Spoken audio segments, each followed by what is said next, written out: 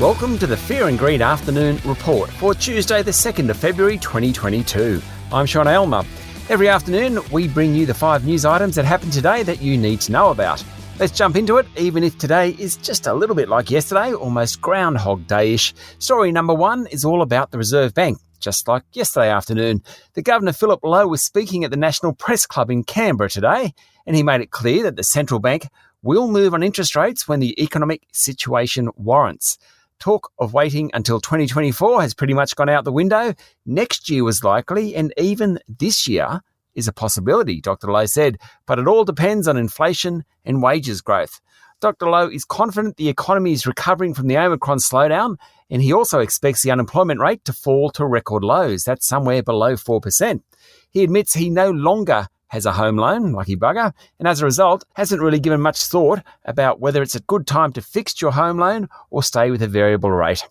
Story number 2 is how well the local share market did today. The S&P ASX 200 rose 1.2% to finish at 7,088 points, buoyed by the upbeat commentary from Dr. Lowe.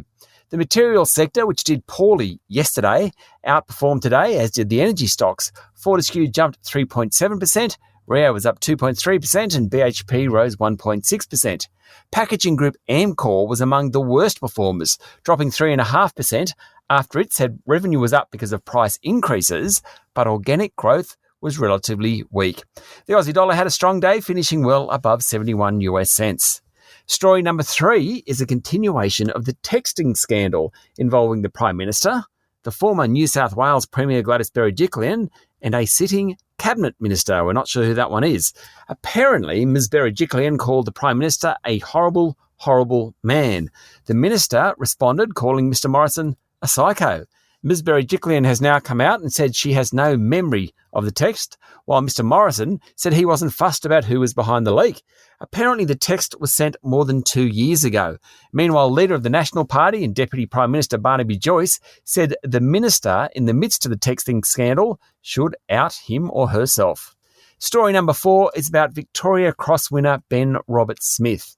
A defamation action brought by the war hero against 9 newspapers has heard an SAS soldier describe how he saw Mr. Roberts-Smith order a fellow soldier to shoot an Afghan detainee during a raid on a Taliban compound in 2009.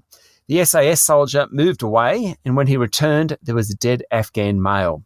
The same soldier said he also witnessed Mr. Roberts-Smith frog-marching another Afghan man, throwing him to the ground and shooting him. The VC winner denies all the allegations and alleges he was falsely accused of war crimes involving 6 killings in Afghanistan. The trial recommenced today after a 6-month break. And story number 5 is once again about US equities. Alphabet, owner of Google, reported higher than expected sales this morning on the back of its internet advertising and cloud computing businesses. Alphabet made revenue of $75 billion in just 3 months. It's far and away the biggest earner from internet ads in the world. Alphabet will also do a 20-for-1 stock split. It means every share you own is swapped for 20 shares. It makes buying the stock more affordable for retail shareholders, so the value of the company is unaffected. In after-hours trading, Alphabet's share price was up 8%. That's it for the afternoon report for Wednesday, the 2nd of February 2022. Don't forget to hit follow on the podcast and find Fear and Greed on LinkedIn, Twitter and Facebook. Join Michael Thompson and I tomorrow morning for the Thursday Fast 5 by Fear and Greed. I'm Sean Aylmer. Enjoy your evening.